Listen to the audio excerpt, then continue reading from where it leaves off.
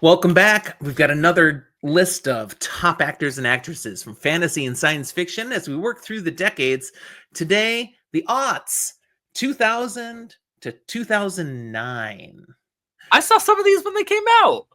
You were totally alive for these and old enough to go to the movies. Yes. So we'll see how many Zach actually likes, agrees with, disagrees with, doesn't even know.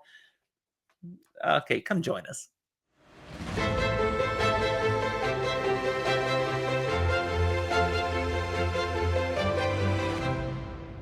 Hi, welcome to Fantasy for the Ages, the show where father and son sit down and today talk about movies and TV and things like that within the genres we enjoy, or at least some of them. My name's Zach. I'm the son of the equation. And I'm the father, Jim. Yeah, some of them. We're talking about things that are fantasy. You like that. Yeah. Science fiction. You like that. Yeah. Little horror. You don't really like Sometimes. that. Sometimes. Occasionally. Okay, well, maybe you'll like these It's then. very rare. I think there is actually a couple from this decade that I do specifically enjoy. There are so many great actors and actresses and so many great roles performed in the aughts. 2000 to 2009, technically. I might have 2010 leak in. We'll see. But I couldn't give you a top 10. Sorry, I just can't. I can't. So very as quickly as I can, I'm going to take Zach through my list of top 18. And we'll see how many of these he recognizes. How about you, though? How many do you recognize? Let us know. Comment box is just waiting for you. I'm hopeful. I think I'm going to hit 15 out of 18. Ooh, we'll see. 15. I think you'll hit 18 out of the 18. I think you will. If you guys enjoy watching this, though, don't forget to hit that like button and subscribe to the channel if you haven't done so. We appreciate all of you subscribers and our Patreon supporters. Thank you so much for helping us keep this coming out. All right, let's prove to them now it was worth their time. What do we got? Number 18. The least likely that you'll know. This is like the only one that you might not, but I think you will. Sam Worthington.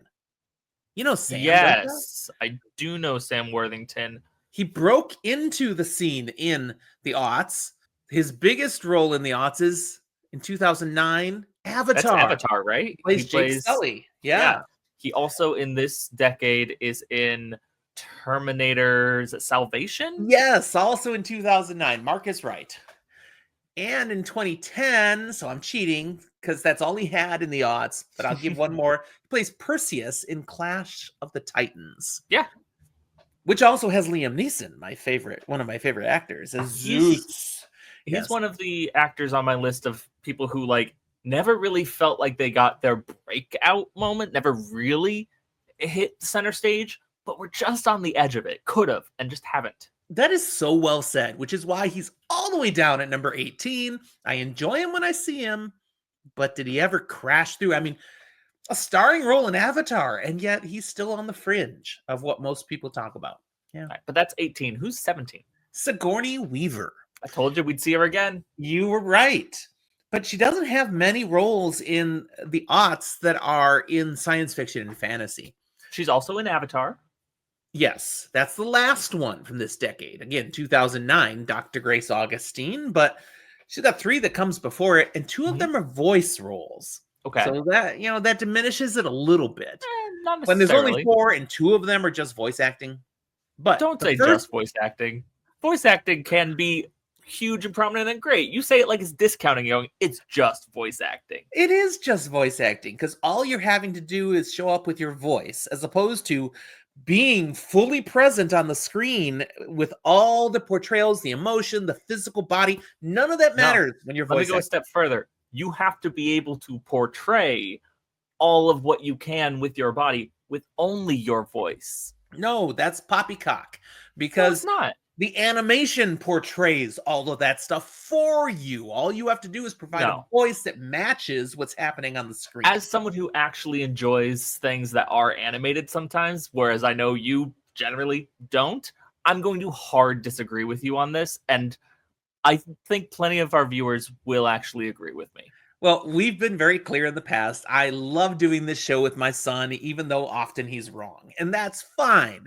And we can respect that in each other. But I am not trying to diss voice acting. I mean, Mark Hamill has made a freaking whole awesome career out of voice acting. but it is not as hard. I think Mark Hamill went that way because it wasn't as hard. You don't have to do the kinds of stuff you got to do to appear fully on screen when you're voice acting.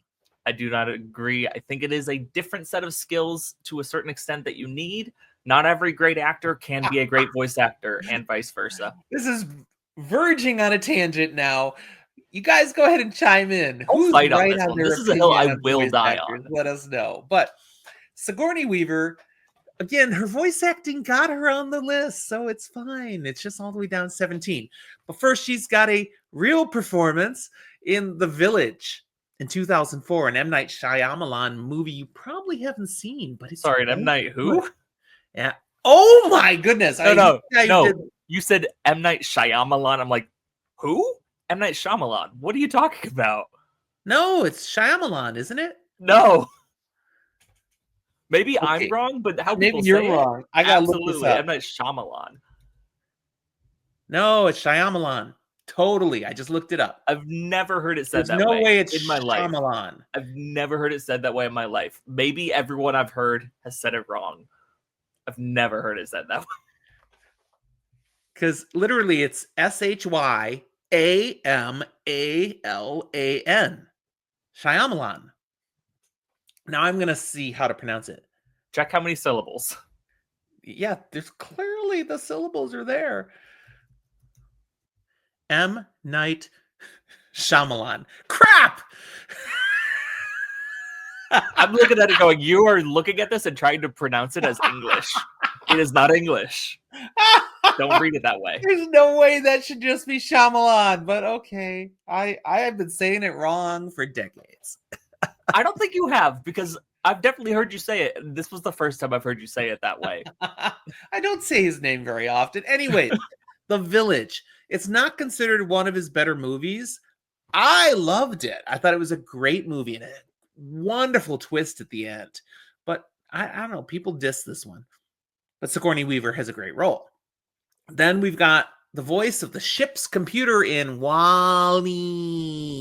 Yeah. There she is. And hey, we love WALL-E. Also, another voice role that's not very large, but in The Tale of Despero, 2008. Okay. She's the narrator. Yeah, that's where my brain was going. So I'm like, she's the narrator in that? Yep. Yeah. And then, as you already said, 2009, Avatar. So, number 17. Not huge things in sci-fi and fantasy, but they're some significant movies. Not her biggest decade for these genres, but still belonging on your top 18. Yeah. But I have no problem putting it ahead of her, number 16, Peter Dinklage. Yeah. This is the decade he was really getting recognized. Because like Game of Thrones doesn't come out till the next decade. He's popping up in various roles here and there, and a number of them are in sci-fi and fantasy. Perhaps the most prominent and the most successful of the early movies was Elf. That was where my brain was going, yeah. He doesn't have a big role, but it's hilarious, the role he plays. 2003 as Miles Finch, that corporate boss who... It's pretty funny. Yeah, it's so funny. Elf's a funny movie. He also plays in Penelope in 2006 as Lemon. You've never heard of that. I think I've heard of it, actually. I don't okay. know why I've heard of it, but I think I've heard it. 2007, and I never saw this movie, but I knew the movie came out, and I just went, that's not for me. But a live-action film, Underdog. Yeah. Yeah. I watched the cartoons as a kid, and then they made it into a full movie, and he's Dr. Simon Bar Sinister. Pretty sure he plays the villain, yeah. Yeah. So, there you go. There's no need to fear. Underdog is here. But the best of the 90s is The Chronicles of Narnia, Prince Caspian in 2008 when he plays Trumpkin the Dwarf. Excellent role. He nails it. So, our DLF. Yes, there you go. You good with him being all the way down at 16, or did I, shoot too low? I mean, it's pre-Game of Thrones era. He gets on the list, but he's not necessarily not a household name yet, It's the sort of thing of after Game of Thrones, you look back and you see him on all these places and you're like, yeah, but we didn't at the time necessarily. Right. Number 15 was a person who was just earning the reputation that he now has. Sean Bean. The Lord of the Rings, The Fellowship of the Ring is in 2001. Yeah. So right at the beginning of the decade, and he goes out as Boromir. Okay. Yeah. Equilibrium, movie in 2002 that you've never heard of, that he plays in. Errol Partridge plays the role of Odysseus in 2004's Troy, which is a huge historical, mythological epic that was an embarrassing flop. But Yeah. his role is not real big, but he's there. He's given some credence as Odysseus. Probably his biggest film of the aughts, besides The Fellowship of the Ring, is National Treasure, where he's Ian Howe, the bad guy. Yeah. Which is fantasy light. Fantastical-ish. Yeah. Then he has a role in 2005's The Island as Dr. Merrick. We've got a sci-fi kind of element here. And then there's a movie in 2006 based on a video game. So I'm curious if you've done this one, Silent Hill. Yeah. And there's a whole series of Silent Hill movies, too. I don't know if I know the movie. I know the games. Christopher Da Silva. He's the lead character in Silent Hill, and it's a very good movie. I haven't played the video games, but the movie's good. For some reason, I felt like I would know more, have more stand out in the aughts, but maybe it's just, it really is a teens thing that I am expecting more. I don't know. Game of Thrones. He really, hits big there, and then it's like every time you turn around. I don't know, to a certain extent, I've always felt like by the time we hit Game of Thrones, it was like, no, he's one of the bigger names here. He's one we do know, and we already have a reputation of him dying in sci-fi fantasy. Well, I don't think so. Yeah, we knew him, we'd seen him and stuff, and he dies a lot, and then he dies in Game of Thrones, and then it's like, what's the word when you change history looking backwards? Revisionist history? Revisionist history. It's like, then we look back and go, oh, wait a second. Yeah, that's kind of a thing. He always dies. Nobody was really talking about that until he died in Game of Thrones. Maybe. Then again, I'm trying to remember what my thought processes were at the age of 10 and younger. So, maybe I'm just off. Because, the movies I listed, he doesn't die in most of those. No? He doesn't. There were other movies that happened in the decade that he did die. None of these genres. But. Yeah. All right. Number 14. Scarlett Johansson. Interesting.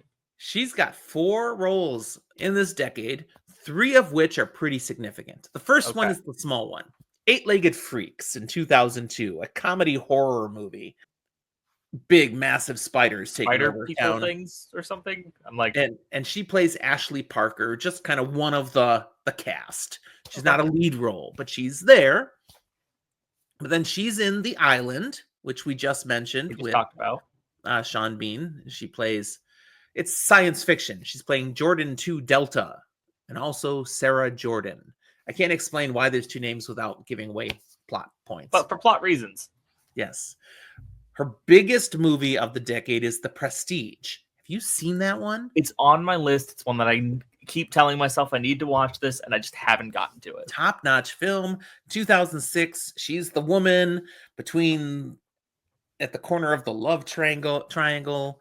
Olivia Wenscombe is her name. And then The Spirit in 2008, which is science fiction-ish. She plays Silken Floss. She's not the lead, but she's a prominent role. So just 14. She's there. She's building on the body of work that's to come. And I felt it was worthy. It's one where I'm like, I'm not upset about it being here, but I also can't necessarily agree because the things that I do know of, I haven't seen. Okay. By far, The Prestige is her biggest there. And that was a really successful film. Now, number 13 is one. Again, I struggled where to place. Maybe he's too high. Maybe he's too low. This one's colored by other things that are to come as well. What do we got? Carl Urban. Okay. He's got, of course, both The Lord of the Rings, The Two Towers in 2002 and The Lord of the Rings, The Return of the King in 2003. Playing Eomer of the Rohirrim, which is really a relatively secondary, maybe tertiary character. Honestly, smaller in the movies than it is in the books. Then he's got a supporting character in The Chronicles of Riddick in 2004, Vako. Then he's got a supporting character, maybe secondary, almost primary in Doom in 2005, John Grimm. But then game changer, Star Trek 2009, playing Bones, Dr. Leonard McCoy. I was so happy to see him in that role because I'm like, Eomer's in Star Trek. Yeah. Star Trek and on, he started really being a main lead in a lot of sci-fi and fantasy things. It changed the trajectory of his career. And before that, he was in a lot of these things. Absolutely, I believe we've talked about him in this genre before about how prolific he is. But it's a lot of little things here and there, beloved things, but relatively small until we start getting to these more bigger things and more lead roles. So, talking Carl Urban, have you watched The Boys? Don't ask stupid questions. Okay, thank goodness. That's one of the shows. That's one of the few shows that I do keep pretty up to date on. So you have watched season 4? Yeah, because I'm halfway through now. I was busy and doing other things. I finally this past week started watching it. I'm halfway through episode 5, so literally just past halfway. I'm like, why the heck did I wait so long? If you did miss Gen V, you should go back and watch that too. It does connect in and tie in. And Gen V, not even on my radar at all. What? Same universe, same stories. Some of the characters that appeared in season 1 of Gen V are in season 4. Wow. Okay, I got to go back and catch that. All right. So Carl Urban, you're okay with him at 13, at least at the point? He's definitely one of the best. Yeah, I think if he's not higher up on the next list, I might be upset, but he can be at 13 here. Number 12, Cate Blanchett. So, The Lord of the Rings, all 3 movies, 2001, 2, and 3, she's Galadriel. Then she also appears in The Curious Case of Benjamin Button in 2008 as Daisy. Have you watched that movie? I've seen parts of it. I've never watched it start to finish. It doesn't really interest me that much, and I feel bad saying that. No, I agree. It's not really my kind of movie, but it's got a definite fantastical element, but it's more drama. And it's... Well, and nothing blows up. I often do like a drama. I do. They tend to be some of my favorite movies if I watch them by myself. But this one just, It's more that I enjoy using it as a reference to describe a certain phenomena. Okay. Well, then in 2008, one more thing that fits the genre is she's in a movie that's not good. Everybody says is not good. Indiana Jones and the Kingdom of the Crystal Skull. We saw that in theaters. We did. Irina Spalko, she plays. She's fine in the movie, but the movie is just not good. Yeah, it's not great. But there's Cate Blanchett, primarily here for Galadriel, but all the way up at 12 because that's not all she's done. So who's 11? 11 is Robert Downey Jr. Okay. With a variety of films. Now, this is primarily before MCU stuff, but he does get Iron Man at 2008. Yes. Ooh, good pull. I believe he'll also get the first of the Sherlock Holmes in this decade. Dude, did you do research or is your memory that good? My memory's this good. If you go extra weird on it, depending on how you count it, Tropic Thunder might still also be this decade, but I don't know if you should count it in this genre. I do not count it in this genre. It might be this decade. It's this or the next one. I certainly looked at it and went, no, it doesn't fit. But yes, obviously he's in Tropic Thunder, which I really did not like the first time I watched it. Like, this whole movie is offensive in really so many ways. Stupid. And then it's pretty entertaining some more. And you're like, when you realize what they're doing, it's like, okay, this is actually a pretty good movie. If you're in the right mood for it, it's entertaining. It's also really stupid. But the movies that he has, so you just took my last 2, Iron Man in 2008, Sherlock Holmes in 2009. But there's 3 other films he's significant in before that. Gothica in 2003. Gothica. It's a Halle Berry film, and he has a key role as Pete Graham. Sorry, it's a who film? Halle Berry. That is how you say her name. Is it really? It is. I struggled to pronounce her name for a long time. Guess what? I met someone with the same first name, and she told me how it's pronounced. It's one of those where I'm pretty sure I hear it all Halle Berry, not Holly. It's Halle Berry. No. Yeah. That's how the person who has the same name pronounces it. I hear that you're going on the record saying that's the correct way to say it, and I'm on the record of being doubtful of that. Okay, I did the pronunciation game earlier. Let's check this again. Let's see. Am I right again? I'm not sure. I'm going to play it. Halle Berry. Crap. Halle Berry. 2 for 2. Well, the other person who has the name says Holly. Their name is pronounced not Holly, Berry, but her name is pronounced Hallie. All right. Anyways, why name your child a name nobody knows how to pronounce? Why? That's what I really want to know. Pretty much all names, and you're kind of projecting a not able to pronounce thing on it. But Zach, it's so easy to understand how to say names. Names don't have any pronunciation when devoid of context. Anyways, tangent. Gothica is in 2003. 2006, he plays in the fantasy comedy The Shaggy Dog as Dr. Kozak. He's not the dog, but he's a supporting role. Yeah.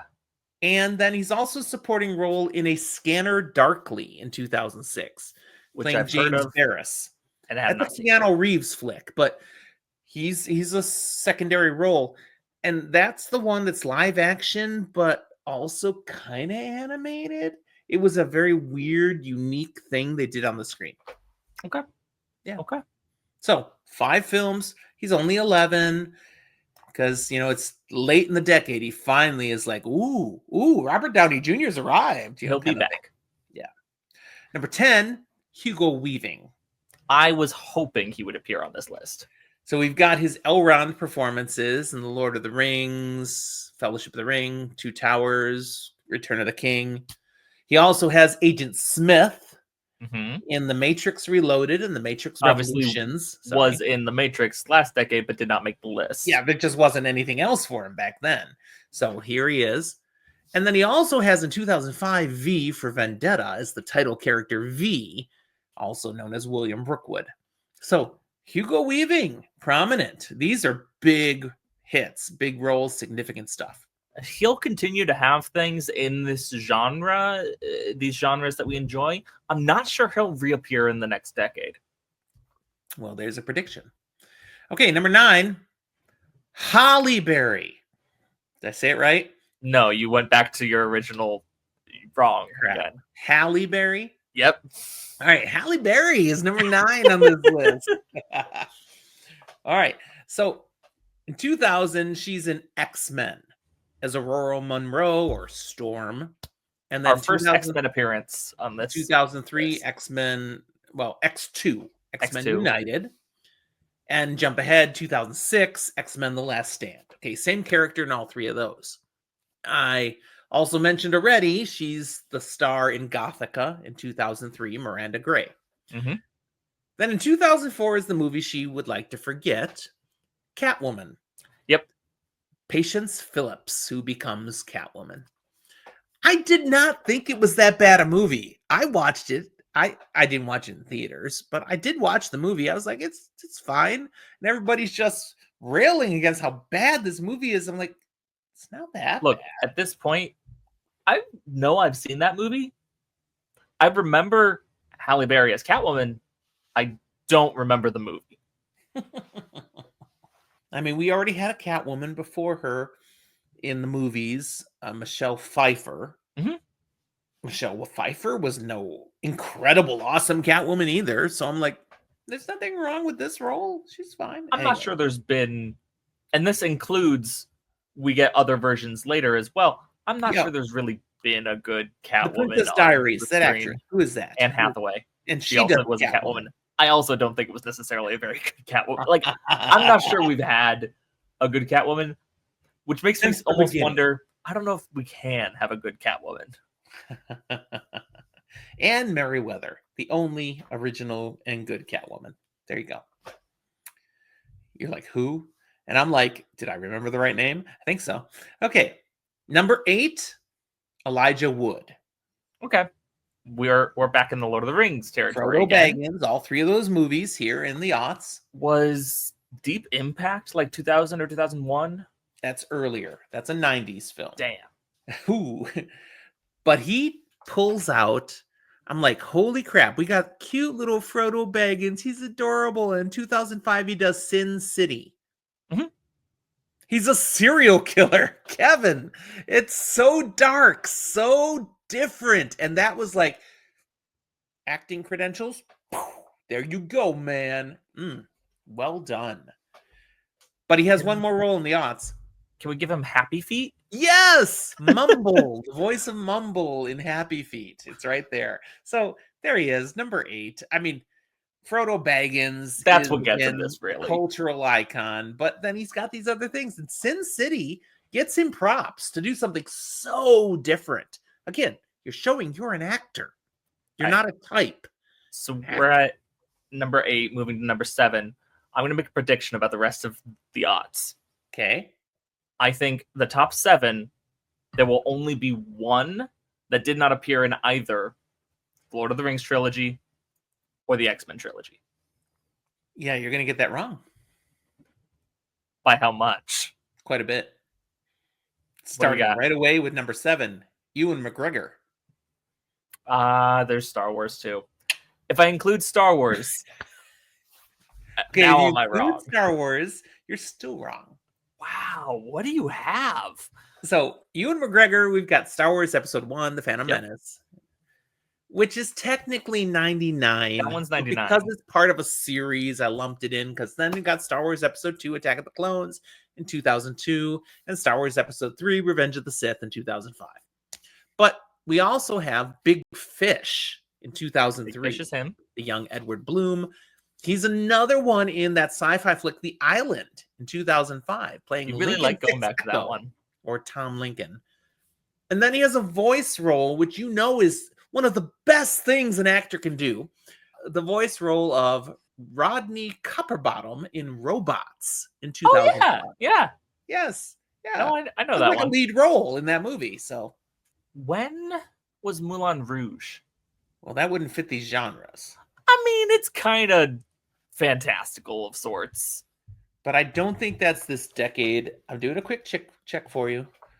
The first thing it had tried to give me was pronunciation, since I've been looking. No, it was this decade. It's 2001. But okay, you're giving it a shout. To be honest, anytime I think of that, the movie specifically, it always reminds me a little bit of an acid trip. You have a lot of experience with those? Nope. All right, so that was number 7. Number 6, Orlando Bloom. Lord of the Rings. See, we're there. Lord of the Rings, all 3 of those. Also get Pirates of the Caribbean. So 2003, Will Turner and in The Curse of the Black Pearl, and then the sequels 2006, Dead Man's Chest. So yeah, he's got 2 different series, but they're huge roles in both of those series. I mean, And Legolas, they were big Will and Turner. successful, and absolutely. Some might say he's not shown enough acting chops to be this high, but I'm saying he performs these roles excellently. He owns them. They're distinctly different.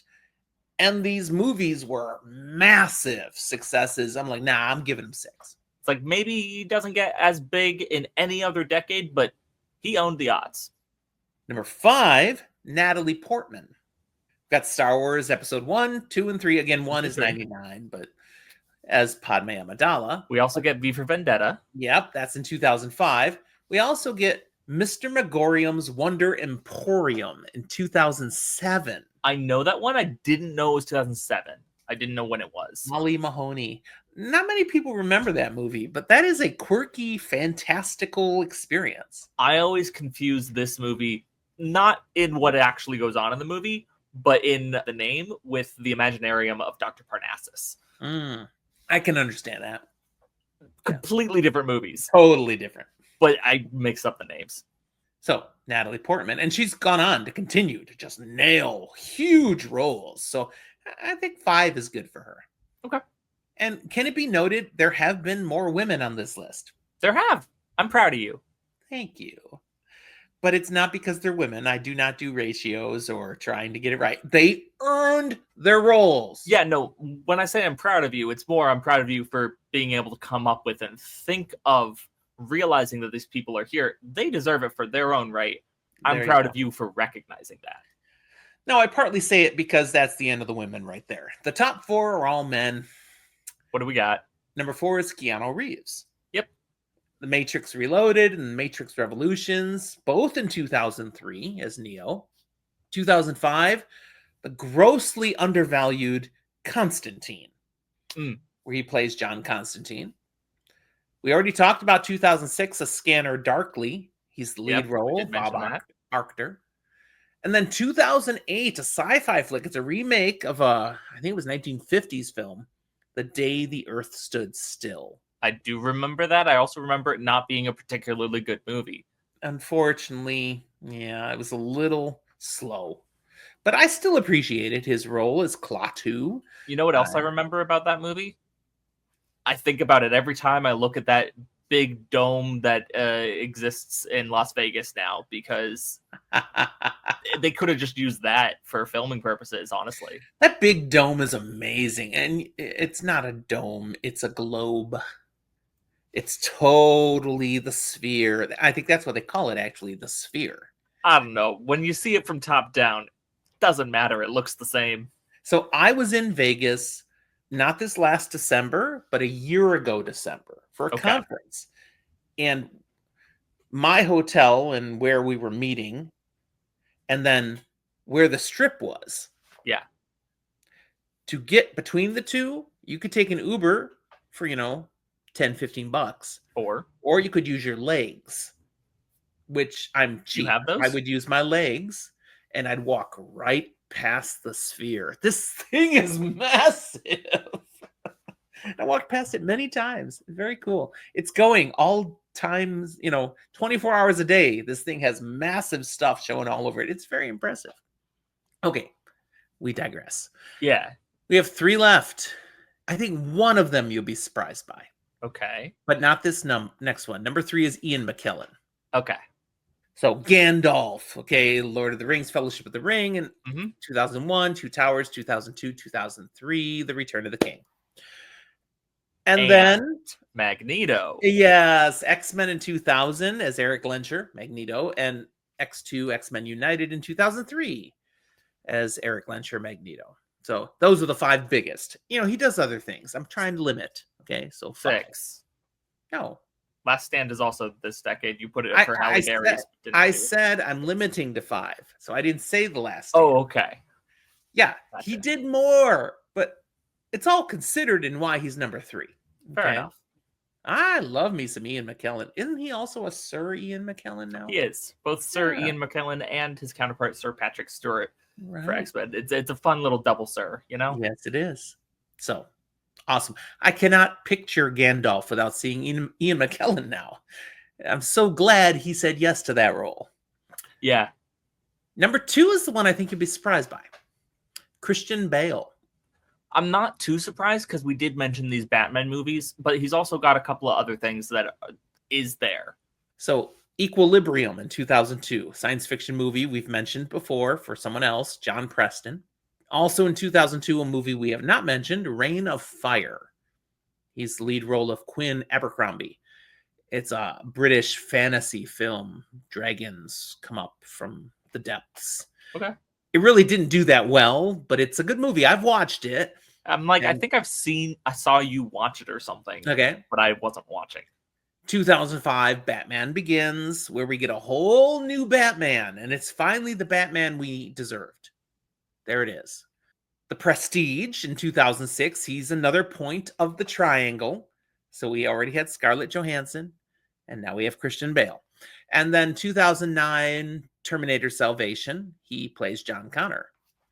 Not a very good John Connor. I mean, he does good, but that version of John Connor was not a very nice guy. It was also just kind of a hard movie in general. Christian Bale does a whole bunch of other things, but those are the top 5 in sci-fi and fantasy. And he's this high because of his acting chops. This guy can act the pants off anybody. Now, Christian Bale was the one that you thought might surprise me, right?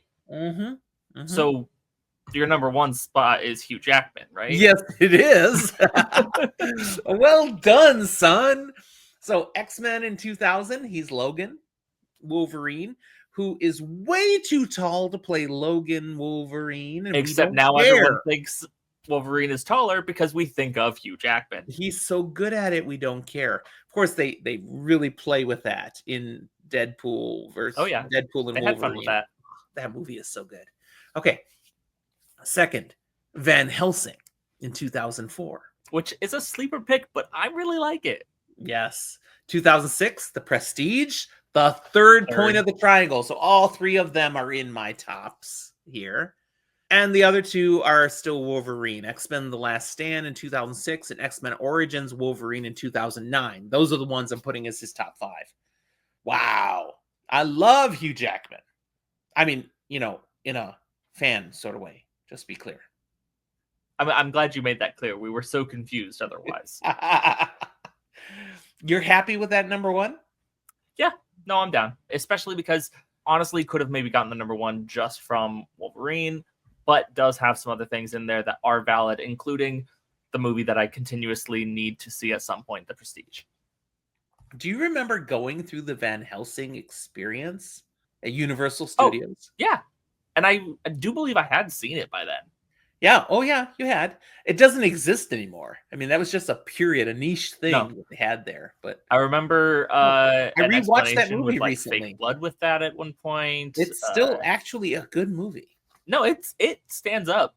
I was talking with some friends at some point of we should bring some of these more obscure movies that we remember from our childhood, and people had all these nice picks, and I was like, yeah, this one might have everyone questioning me in my childhood because I'd submit Van Helsing.